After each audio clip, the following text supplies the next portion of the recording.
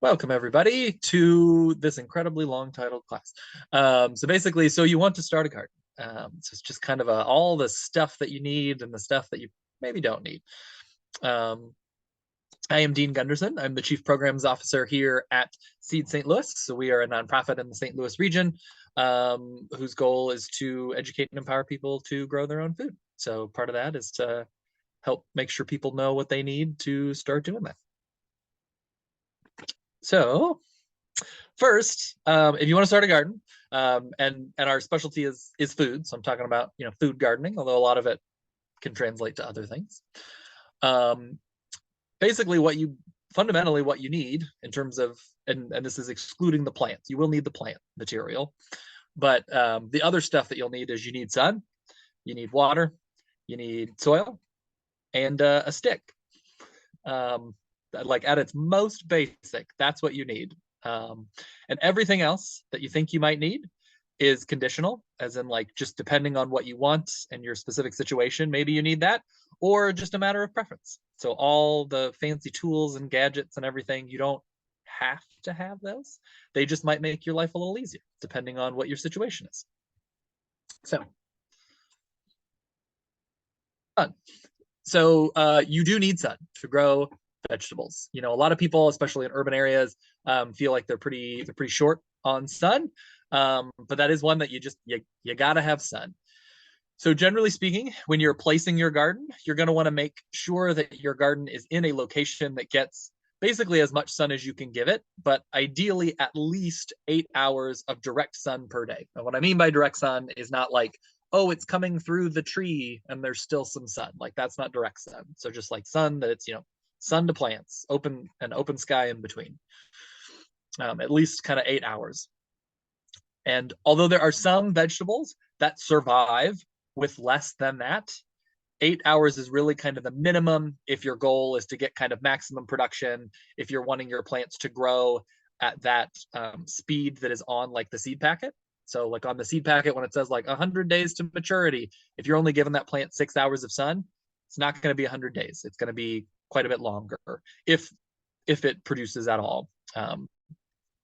If you have less than that 8 hours, you're generally going to want to stick to crops that are leaf crops or root crops. So things that you are harvesting and consuming the leaves, so things like lettuce, spinach, arugula, kale, collards, cabbage to some degree, bok choy, and root crops like potatoes, maybe sweet potatoes, but probably don't do sweet potatoes. Beets, radishes, carrots, things like that. Those don't need quite as much sun as things that produce fruit. So fruiting crops, and that would be in the vegetable world, things like tomatoes, cucumbers, zucchini, eggplant, peppers, the thing that it is the seed holding organ that you are wanting to eat. That is, producing the seeds, making babies takes a lot of energy, and the energy is coming from the sun. And so if you are wanting to grow a fruiting crop in in an area with less than 8 hours of sun, it might be possible, but your yields are going to be significantly reduced. So it's really best to stick to those leaf and root crops if you are short on sun.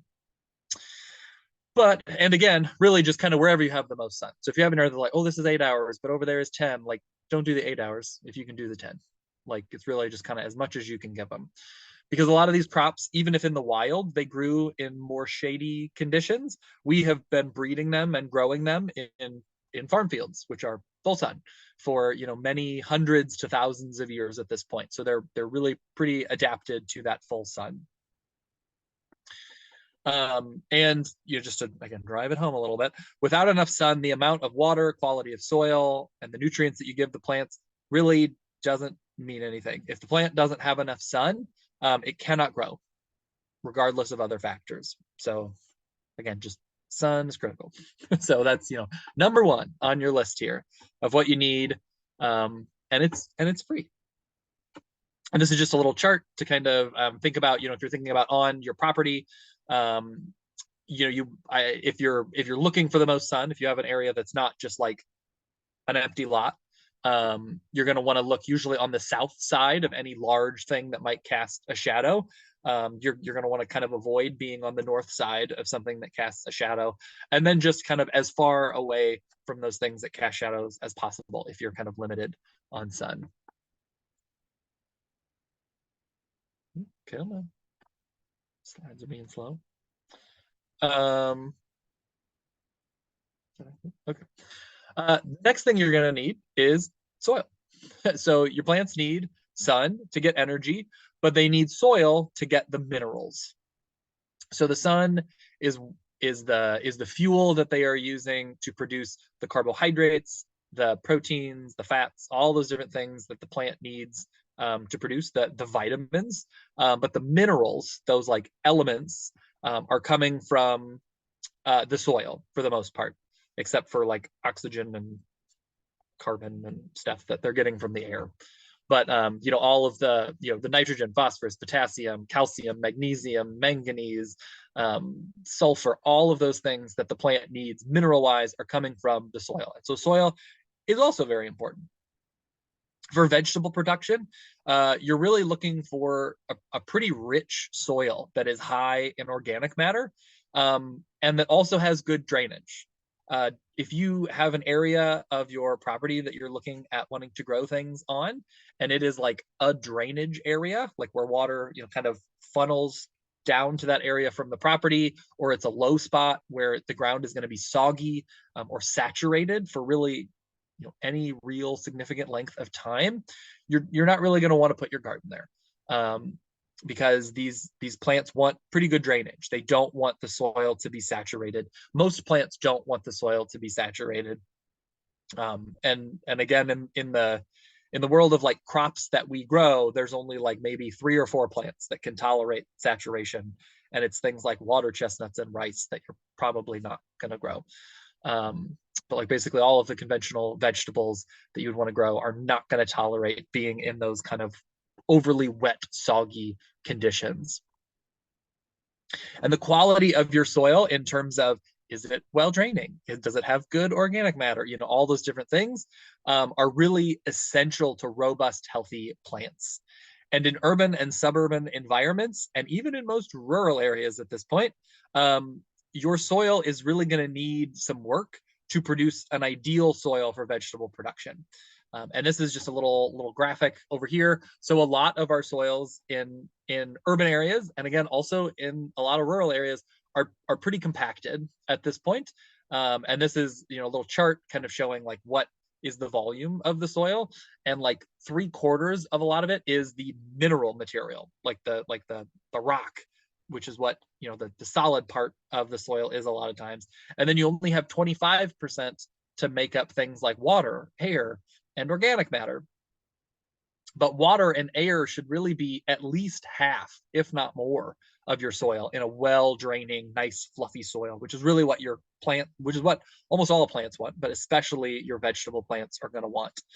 So you can also see from the color here, generally speaking, the darker the color, the more kind of, chocolate color, black color, the more organic matter you're going to have. Organic matter is just the name for dead living tissue. So compost is like pure organic matter.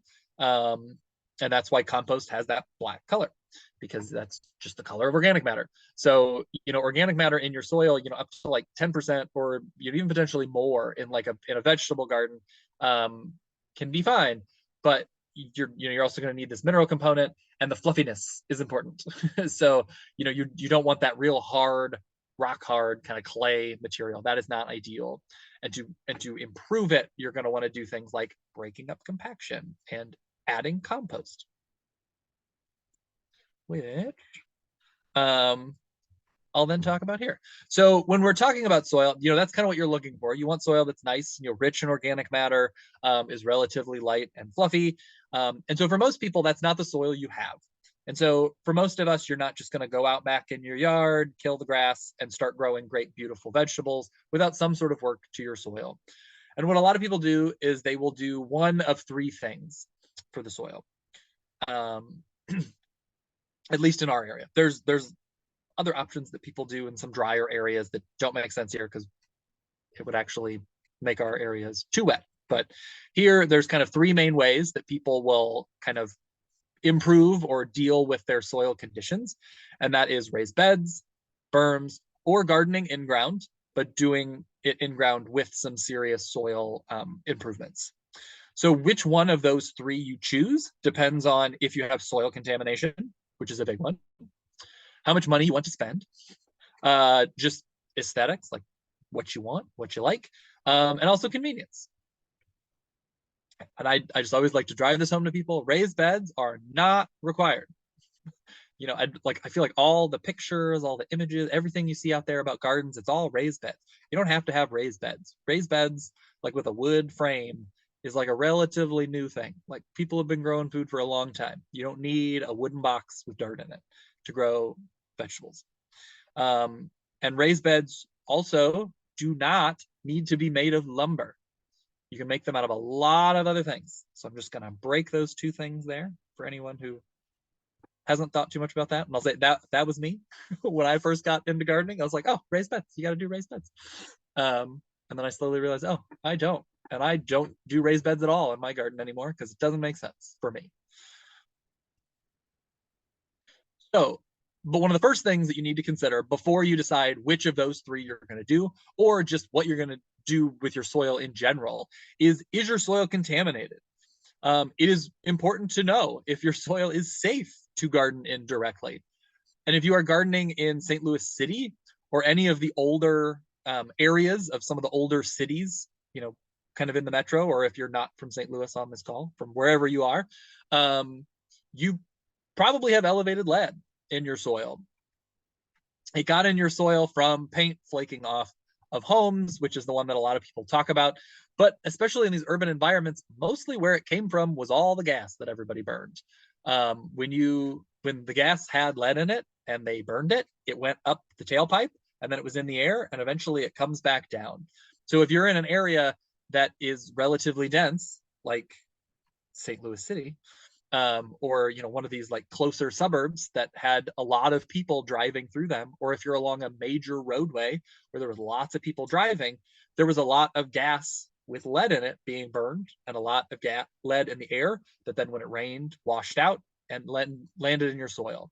And once lead is in your soil, it never goes away. It's an element. It cannot break down. It's not going to go anywhere. On a geological time scale, it does decay into other elements, but for our purposes here, it's not going anywhere in any of our lifetimes. And so it's important to know kind of what your situation is. And so if lead is a concern in your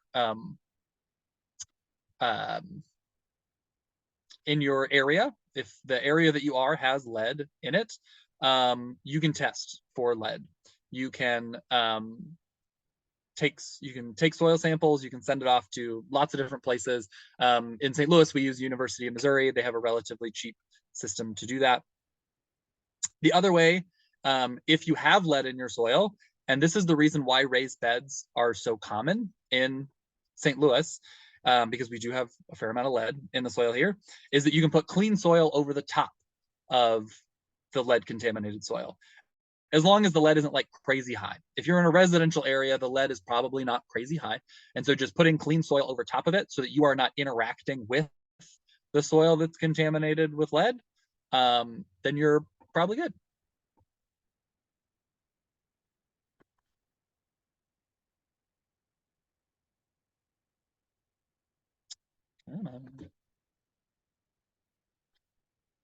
Dang computer here.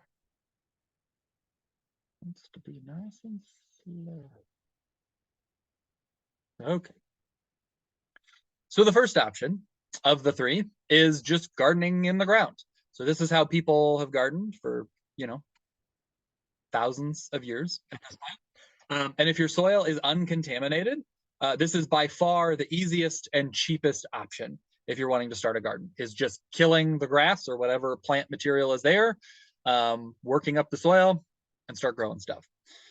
So, but again, a lot of the soil that you're working with, especially if you're in an urban or suburban area, or anywhere really that soil has been disturbed, your soil is probably not very high in organic matter, and it's probably relatively compacted. And so amending it with something to enrich the soil is going to be helpful. So that's where compost comes in.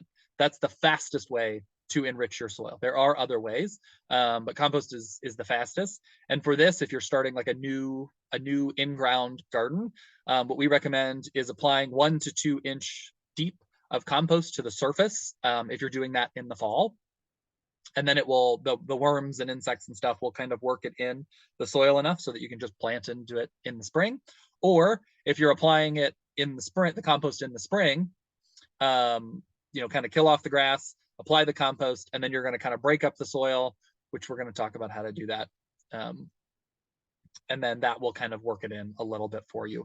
But when you're just talking an inch or two of compost, you can also just kind of plant right into it. You don't need to like till it into the soil fully necessarily, although you can do that if you want.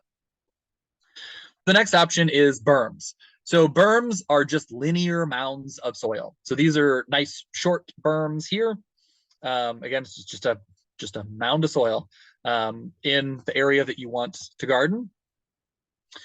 They are basically raised beds, but without the frame that holds the soil at, you know, nice, neat edges. If your soil is clean to begin with, you can just use the soil you have there. You can just kind of like work up your soil and just kind of rake it into mounds. You can do that. But if your soil is contaminated, this is a way to bring in clean soil to put on top of that contaminated soil. It is by far the cheapest way to garden if you need to bring in soil. Generally speaking, at least when we're doing garden installations, the numbers that we find is that for like, you know, a standard size raised bed, half the cost of that is the lumber and half of it is the soil. So if you are doing a berm as opposed to a raised bed, you're going to get the same square footage of growing space for half the price of a raised bed. When you're doing berms, generally our recommendation is to not have them any wider than about 4 feet. And that is because when you get wider than 4 feet, you know, if they're 5, 6, 7, 8 feet wide, you're going to need to step on them to reach the things in the middle. And then it's just less efficient if you're needing to bring in that soil. You're then, you know, spending money to bring in soil that you don't have plants in because you need to be able to step on it. And so if you just do 4 foot wide, kind of linear mounds, you're going to get, again, kind of the biggest bang for your buck for that cost and labor of bringing in that soil. The paths in between berms should be at least 2 foot wide, but 4 foot wide is much nicer if you have the space to do that.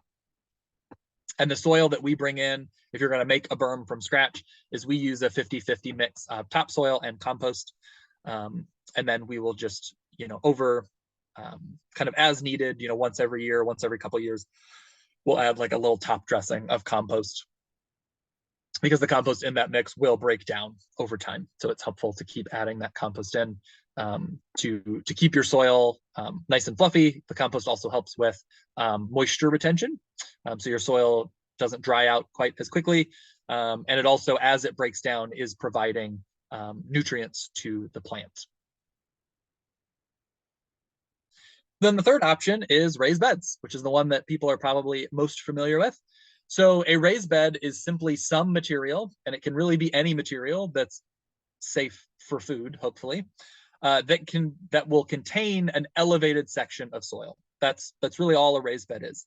As soil is brought in, this is also a good option if contamination is a problem. So again, if you have lead in your soil or something else that is concerning, bringing in that clean soil so that you are not interacting with that contaminated soil is a pretty good option to deal with that. If you are paying for the structure, like the frame, whatever material you make the frame out of, like I said, it's going to be usually at twice as expensive per square foot than a berm, because again, only about half the cost of a raised bed is soil if you're buying all of the materials.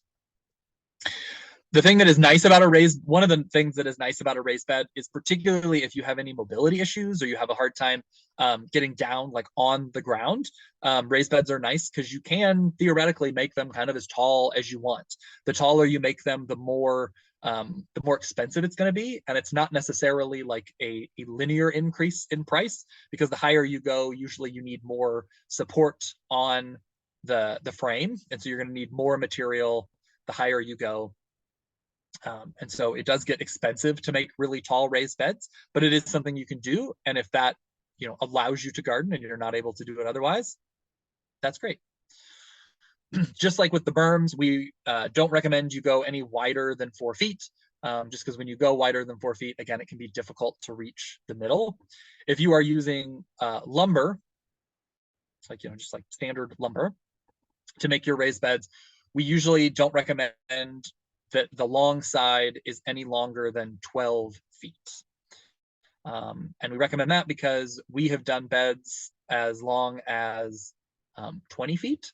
And what happens, we have found, when you go above 12 feet is that the long sides will start bowing. They'll start kind of over time kind of warping out. And that accelerates how quickly these corners will break and fail. And then you end up needing to replace the frame more often, and replacing the frame of a raised bed is not a fun job. The paths between the raised beds, we do recommend those are a minimum of 4 feet, because since there is kind of that frame there, if you go narrower than that, it's hard to get a cart or a wheelbarrow through, if you ever need to get a cart or a wheelbarrow through that path. And so with berms, you can go a little closer, because since they don't have that like solid frame, the wheelbarrow can usually kind of slide over them a little bit, but you can't do that as easily with a raised bed. So we usually recommend, again, at least a minimum of 4 feet wide paths. So if you're wanting to do a raised bed and you want to make it out of wood, which again is the most common, and the reason that it's the most common, and it's what we use to make raised beds here at Seed St. Louis, is because it's by far the least amount of labor of any of the options for making a raised bed. And so it's definitely, it's relatively quick and easy to put together a raised bed frame. It works pretty well. But the question always comes down to what kind of wood to use. So you can use untreated wood, but untreated wood, especially just like the standard like pine lumber that you can get most places, is going to rot really pretty quickly. I mean, within, just a handful of years, you're going to start having the corners break on you. You're going to start seeing significant rotting. The first raised bed I ever made myself, long before I worked here, I made out of some like rough sawn old growth oak that my family had out in a barn. And within 4 years, there was significant rotting even of that. And I don't think you're going to want to spend money to go get some rough sawn old growth oak. And you shouldn't be cutting down old growth oak for this. This was like reclaimed stuff from an old barn that came down. But even with that, it rotted pretty quick. Cedar is the one that gets quoted the most often if you're wanting to do untreated, because cedar is rot resistant. Unfortunately, though, it's really only kind of the heartwood that is particularly rot resistant. So that's kind of the reddish part of cedar. And when you're getting cedar boards, a lot of times there is a fair amount of the sapwood, which is kind of the whiter, like cream colored part of the wood. And that wood really rots just as quick as untreated pine. Cedar is also pretty expensive. And so you definitely can do cedar if you're wanting to make sure that it's like, you really don't want to do treated, that's probably your best option if you're looking at doing lumber. Some people, don't want to do treated, and so they'll do untreated, but then they'll coat it with something. But a lot of time, if you're coating it with something, it's kind of no safer than treated lumber at that point, because whatever you're coating it with is probably not, food grade. It's probably some sort of plastic or, volatile organic compound, something to absorb into the lumber. You can also kind of line them with plastic, which again will kind of slow down the rotting, but also then like you could have plastic breaking into your soil. And I will also say I did that in my raised bed that was made of oak, and it did slow it down, but it still broke down relatively quickly, because dirt, just from gardening, dirt got in between the plastic and the wood. What we use is we do use treated lumber. This is not the treated lumber that is often talked about. It is not it is not treated with like arsenic and stuff like that anymore. That type of lumber is not really available to the general public anymore. I think it's like still allowed, but it's only allowed for like certain industries or something weird. When you are buying treated lumber now, it is treated with mostly copper, and then a small amount of fungicide. And when the studies that we have looked at, everything leaches to some degree, but it's leaching a matter of millimeters into the soil. And also copper is actually more toxic to plants than it is to people. And so if your plant isn't dead, it shouldn't have too much copper in it. Like it's not going to have enough copper to really be dangerous to you. Um, and so that is what we use. It's most of like the studies that we've looked at have found it to be pretty safe. But there are things that you definitely do not want to use. Wood. You don't want to use old treated wood. The studies actually showed that even the arsenic stuff was probably fine, but there was also, arsenic not great. So if you've got just like some old treated wood sitting around, you don't know how old it is, just out of for extra precaution, probably don't use that. Don't use railroad ties. Don't use telephone poles, like if you got like old telephone poles, and don't use tires, which I know is not wood, but those are things that generally you're not wanting to use, at least for food. You could use them to make a raised bed to grow flowers or something, but if you're wanting to grow food, generally we don't recommend you use those. But again, I always like to emphasize to people there are lots of other options. Anything that can hold soil can be a raised bed, as long as that material is safe to grow food in. Think creatively. If there's something that you already have an abundance of, maybe you've got a bunch of random lumber scraps laying around, and if it's free, even if it rots relatively quickly, oh well, it didn't cost you anything, and it was gonna, just sit around or get thrown away anyways. You can also just use logs. Like you can make a raised bed like this one up here. That works too, and it's actually going to last much longer than lumber would last.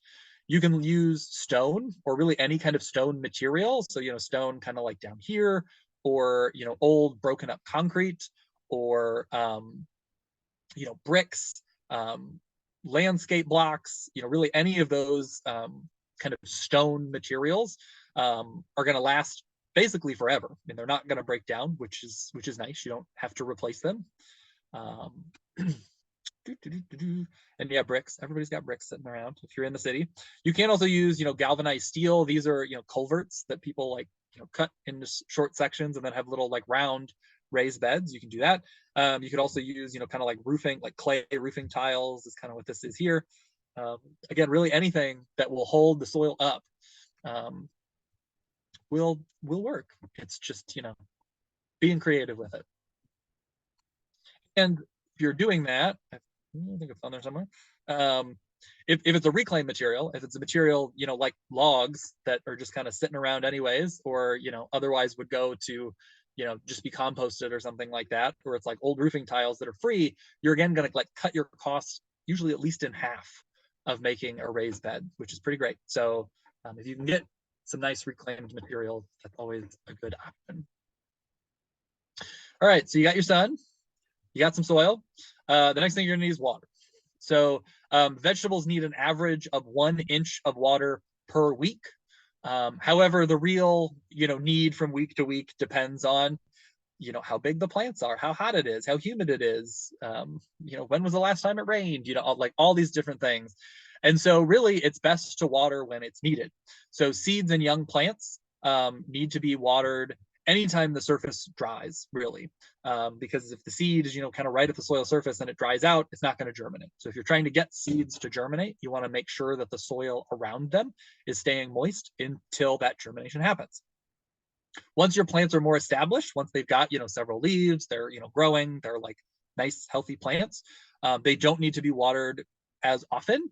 At that point, you want to make sure to water as soon as the soil gets dry to about 2 inches below the surface. So that is generally about up to your second knuckle. So you can, if your soil is, not hard and compacted, you can usually kind of like work your finger into the soil. And if you stick it, again, up to the second knuckle and it feels wet, then you don't have to water yet.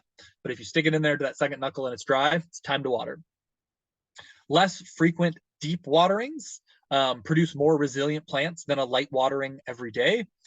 Again, once your plants are established. If your plant's only this big, and so the root, only goes down an inch, you don't want to wait until the soil is dry 2 inches down, because then your plant has been without water completely for, usually several days at that point. So this is, again, once we have nice, robust growing plants.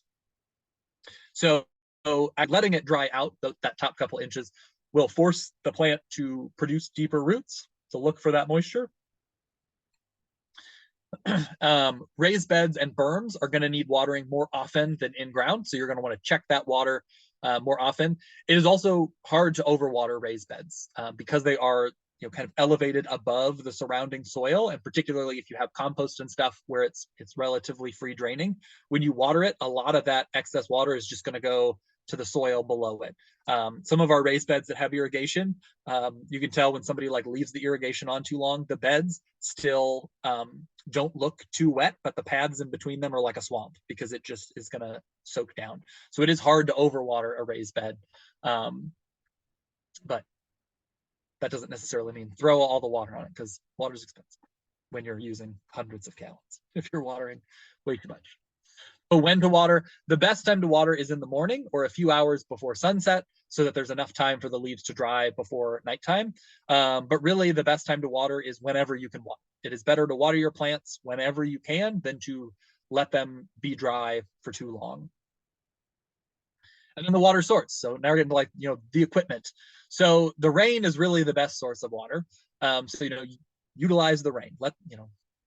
Take advantage of that rain.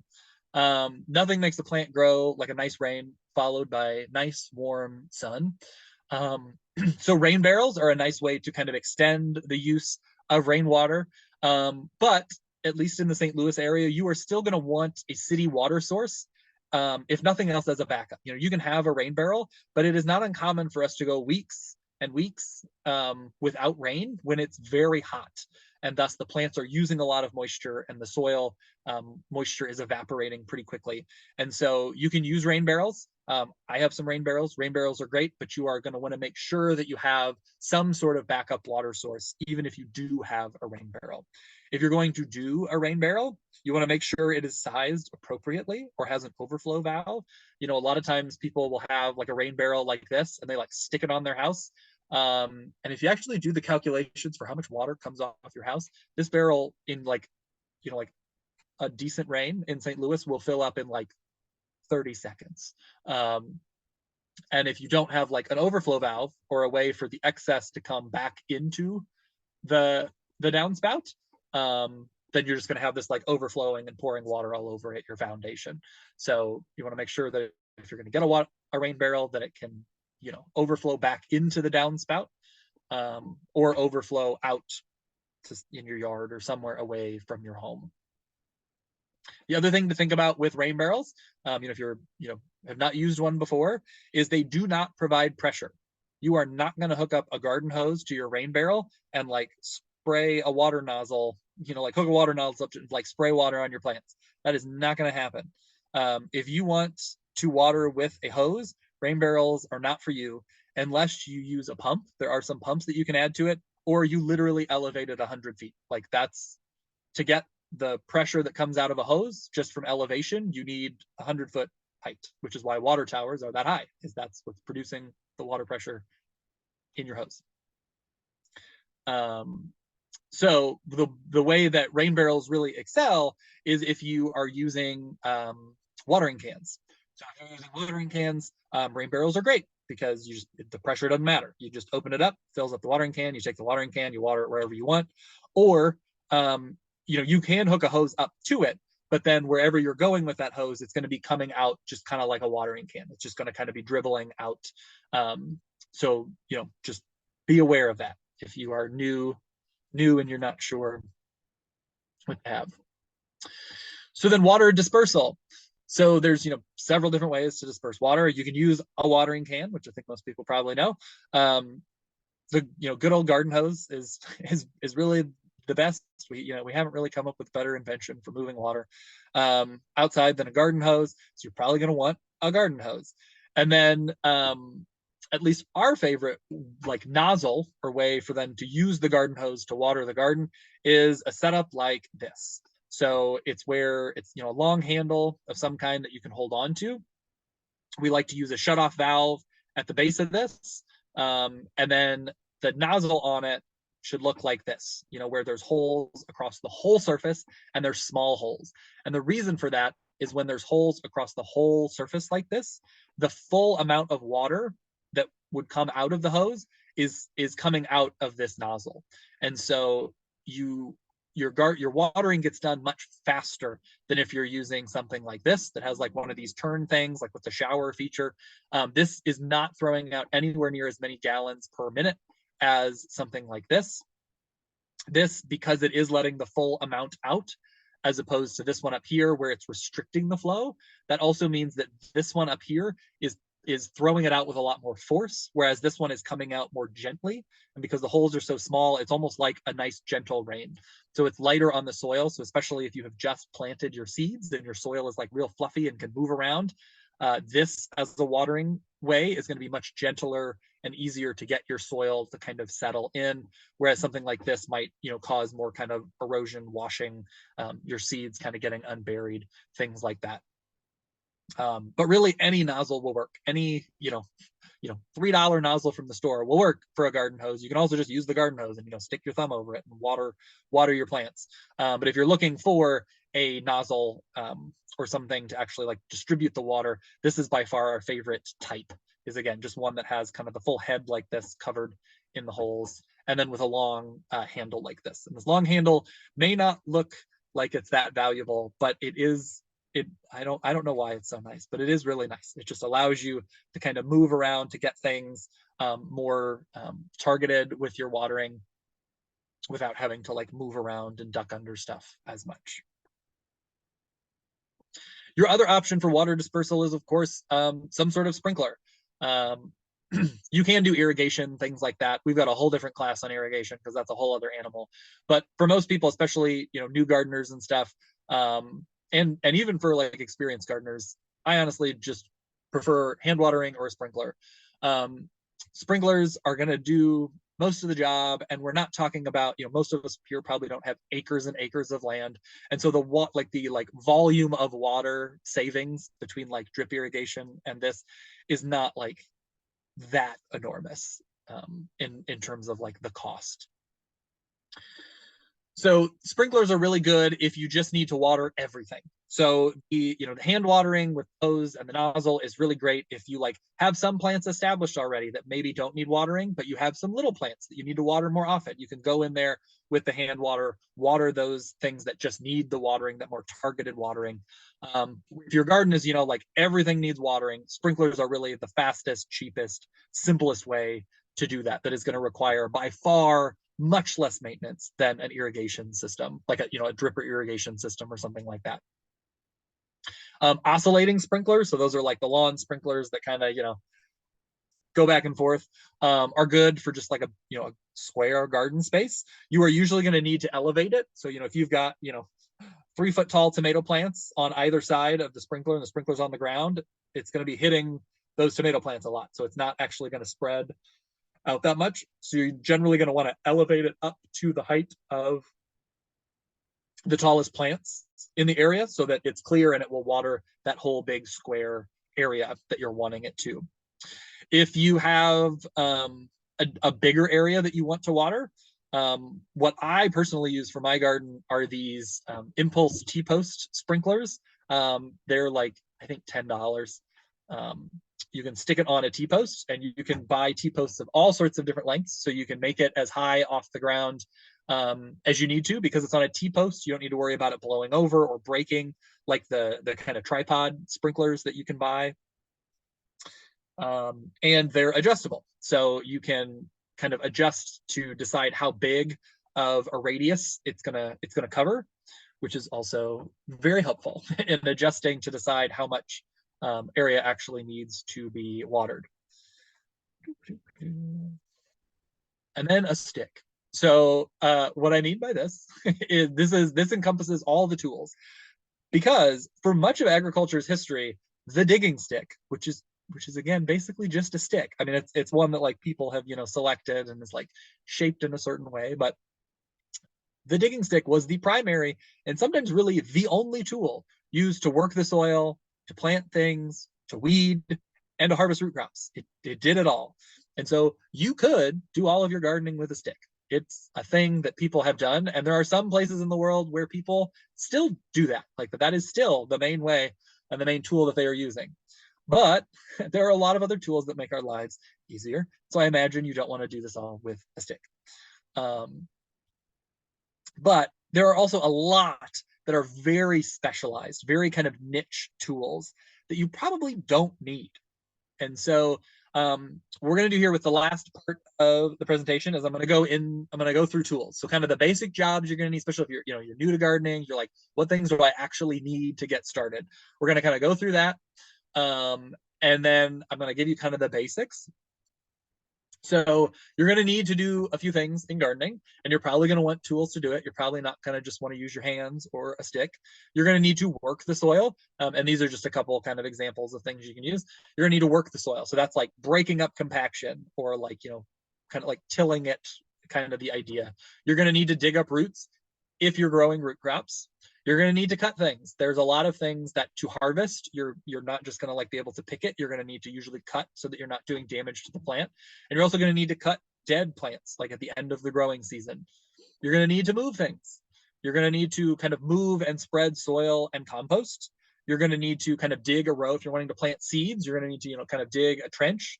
You're going to need to dig a hole to stick the plant in the ground. And you're going to need to weed. So all of these things can really be done with just a few tools. You can do all of those things with a spading fork or a broad fork, a hoe, a shovel, pruners, and a wheelbarrow or a bucket. Like, you can do all of those things relatively comfortably with just those 5 things. And that's what I recommend, especially if you're a new gardener, is start with just those basic things. And then as you try them, if there's one of those things that you're like, for what I'm doing, this is just, I want something more specialized, or like this is hurting my back, or it would be easier to do it this way or something. And then that's where you can go out and seek those more specialized tools to fix those problems, as opposed to buying a whole bunch of different tools and maybe a bunch of them you don't end up needing or using. And then you just kind of spend a bunch of money on something that you didn't need. First, and we're going to kind of go through by job. So first, working the soil. So many people think that you need a tiller, which is really a pretty fragile, expensive piece of equipment that only does one job for you. And by fragile, I mean like there's lots of parts that can break. There's like replacements that needs to be done. Again, they're not cheap, and all it's doing for you is breaking up the soil. You don't need a tiller unless we're talking about like a big garden. There are simpler, cheaper tools to do that. On the smallest scale, you can just use a shovel. You can just use it, just stick it in the ground, lean back. It'll kind of break up and loosen your soil. Boom, done. Things that are a little better for that, or that are made a little bit more for that, are things like spading forks. So that's what this woman down here is using, is kind of this fork. And same thing, you stick it in the ground, just kind of pull it back towards you. It'll kind of lift and crack the soil, break up compaction. And then a broad fork is a tool that is made specifically for that. So this is what you see here. So it's a wider thing, and it's wide enough that it's made for you to step on to get it into the soil, so it doesn't take as much shoulder backward. So shovels, spading forks, and broad forks will all do that work of aerating, breaking up compaction, and loosening the soil so it's easier to plant. And they will all do it actually deeper than a tiller will. So again, like on most of our size gardens, it's actually going to do a better job, and for much cheaper. A spading fork and a shovel you can get for like, well, a spading fork is usually around $50. The shovel is even cheaper. A really nice broad fork is going to be $250. The cheapest tiller that you can get is $250, and they go up to $1,000 or more. But again, a spading fork and a digging fork and a shovel also do other things. and they don't require fuel, and they don't require, a whole bunch of different parts that can break or, need oiled or whatever. Um, and so again, for a small garden, you don't need to go out and buy $1,000 tiller to think that, you need that for your garden to be successful. You don't. Also, again, if you're growing root crops, you're going to need to dig up those root crops. So if you are growing those root crops, particularly things like potatoes and sweet potatoes, which tend to be kind of below, like sometimes you can't even see them from the soil surface, you will want something to help you dig those up. A spading fork or a broad fork, again, those two things that we just talked about for breaking up your soil, are really good at this because their job is to break up soil. So breaking up the soil and then kind of lifting those roots up is really kind of what they do. And you can see this is a whole group of people using spading forks, various different designs of them, to dig up sweet potatoes here. They can also be used to loosen the soil around carrots, beets, and long radishes. So those aren't usually the ones where you're sticking it all the way down and like pulling it completely up, but kind of loosening the soil up so that you can more easily pull them out of the soil, because sometimes they get pretty stuck in there. You're also going to need to cut stuff. So you will probably end up needing to cut something, whether that's to harvest okra. If you grow okra, you are going to have to cut it. You can't just like pick okra off the plants, or at least I don't know anyone who can do that. Eggplant, same thing. Sunflowers, if you're wanting to harvest like the head to get seeds, you're going to need something to cut that with. Squash, melons, broccoli, all of these things need to be cut from the plant. Some things like tomatoes that you might want to prune, you're going to need pruners to do that. And at the end of the season, when you're kind of clearing the garden, and you're trying to get rid of your okra, sunflower, tomato, brassica plants, those are all pretty big plants that you're probably going to need to cut. And really all of that cutting can be done with one tool for the most part, which is a pair of hand pruners. For hand pruners, there's so many different brands out there. Get whatever you want for the most part. But there are two different styles of pruners. There's what's called a bypass pruner, which is like this, where it's curved and the two blades kind of, they slide right next to each other, but they go past each other. So kind of like a pair of scissors. That's really what you want over an anvil pruner. So anvil pruner is where one of the sides is kind of wide and flat, and the other side is the blade that just hits against that. So anvil pruners tend to wear down more quickly. They do more damage to the plant. They don't cut as cleanly. And so really, bypass pruners is what you want. Kind of the best ones, the one that, if you really want to go out and get like the really nice ones that like horticulturists use and stuff, Felco is the brand for that, but they are pretty expensive. The brand Corona, which can be found at most even big box stores at this point, makes pretty nice quality ones at a much lower price than Felco. But again, there's Fiskars makes pruners, and like there's generic brand pruners. There's so many different ones. But just make sure that you get a bypass pair if you're making that decision. You're also going to need to move stuff. You're going to need to hold and move things, whether that's soil, compost, your harvested produce, weeds, mulch, plants you are cleaning up. Wheelbarrows are great for this, but especially if you're on a smaller scale, you might not need a wheelbarrow. Particularly if you're like in-ground gardening where you're not needing to like haul in all the soil, you might not need a wheelbarrow, and you can use a bucket. So you can see, these kids at one of the schools we work at, moving even the compost for the bed, just in this bucket that they carried over and dumps. Or you can use, a crate to hold your produce, or a box to hold your produce, just something to move stuff. You're going to need that. And then particularly if you're amending your garden with compost, which is something that we like to do. On a small scale, this can be done with a bucket and your hands. You can just scoop it in, or a little trowel. You can just scoop it into the bucket and then go dump it on the area. On a larger garden, usually you're talking about a shovel and a wheelbarrow. So you're going to shovel it into the wheelbarrow, and then the wheelbarrow will go and you kind of dump that onto the bed, and then you can spread it out with a shovel. You can also spread it out with a hoe, or you can get a hard rake. If you want to get a hard rake, or you have one, hard rakes are great for that.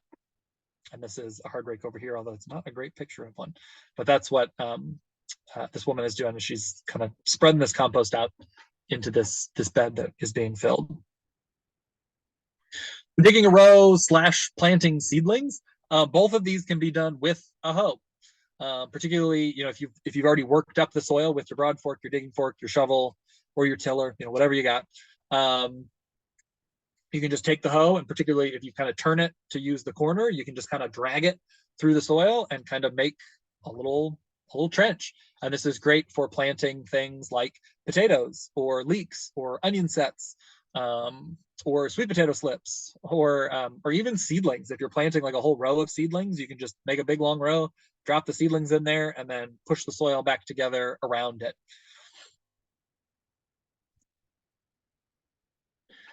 And then last, weeding. So weeding is the one that I probably have the most tools for, because it took me a long time to find ones that I really liked. And you can tell that this is probably everyone's least favorite job by the fact that there are like 10,000 different tools for weeding that all claim to be the miracle cure for weeding and will, solve all your weeding problems. Virtually all are forms of what we would call a hoe, which is basically just a blade on a stick. That's basically what almost all weeding tools are, is some orientation, shape of a blade on some length of stick at a certain angle to that blade, and just every possible iteration of those things. The right tool helps, and I'll talk about kind of the favorite kind of hose and weeding tools that we have. But really, no matter what weeding tool you have, there are three things that if you do these three things, that tool is going to work infinitely better for you than if you don't. One is sharpen the hoe.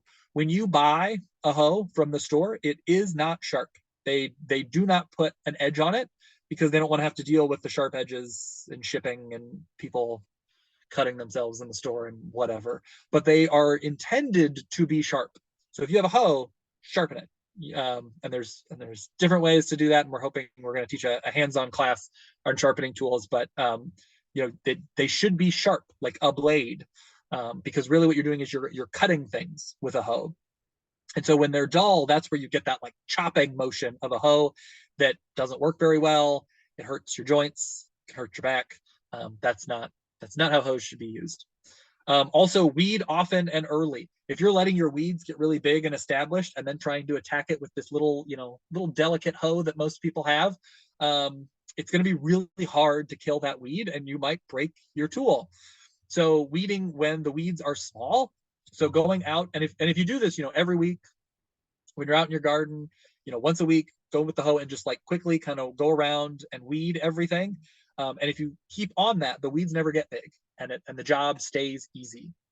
And then also having the right orientation with the hoe. Again, a lot of us, and this, again, is me as well until very recently. The hoe we're thinking of as like you're kind of chopping with it, like you're chopping like with the blade kind of hitting the soil, or maybe back a little bit. That's not how they're really meant to be used. The way that they work the best, and the way that is the easiest on your body, is to have more of this kind of orientation, where the blade is almost parallel to the ground. You're just kind of almost scraping just below the soil surface. And what you're doing when you're doing that is you're cutting all of the roots that you're going through with that.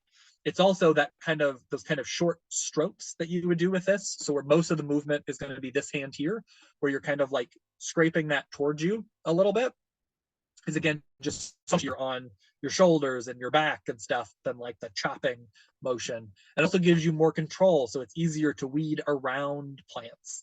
So yeah, and if you want to see a video of that, we have, embedding them in here is kind of a mess, but we do have some videos of kind of a proper technique to use a hoe up on our YouTube. I also like to have a long-handled hoe and a short-handled hoe. The long-handled hoe can be used for weeding large areas, like between widely spaced crops, or if you have a bed that you're just trying to kill all the weeds to plant new things.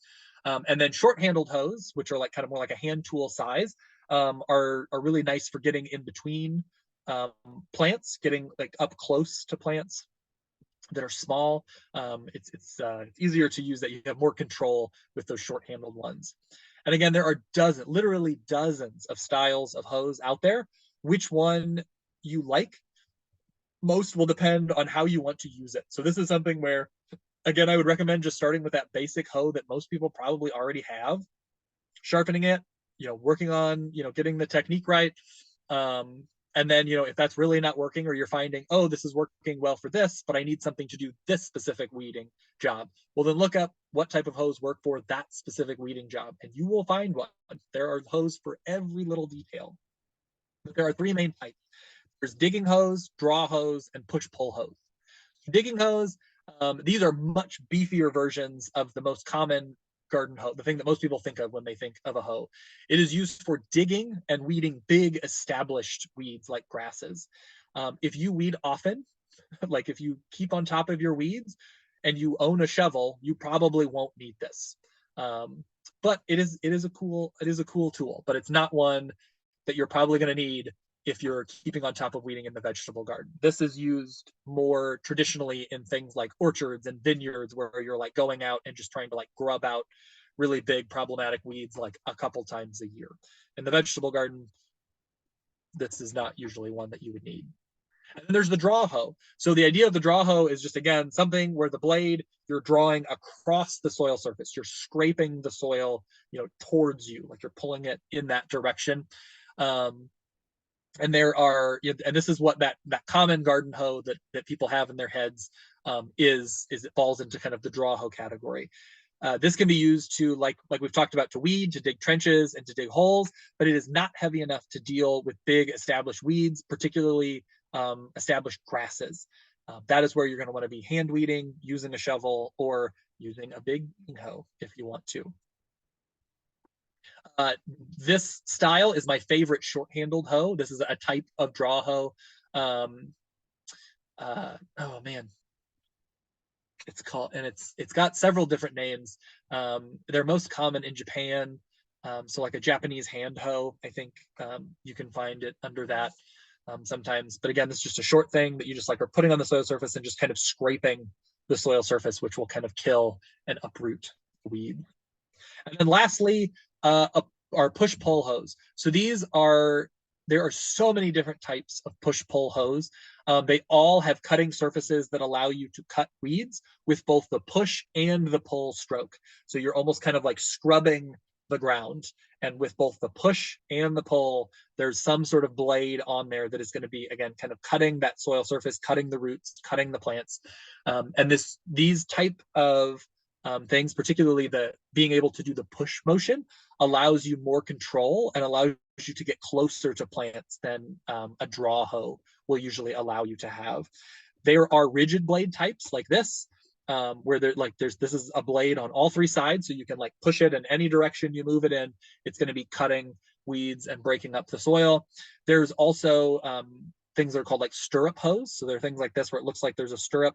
There's a blade on both the front and the back. So again, that kind of scrubbing motion will cut both sides, but it oscillates. It moves on this top joint, which just, again, kind of allows you like really fine little movements by the fact that it pivots like that.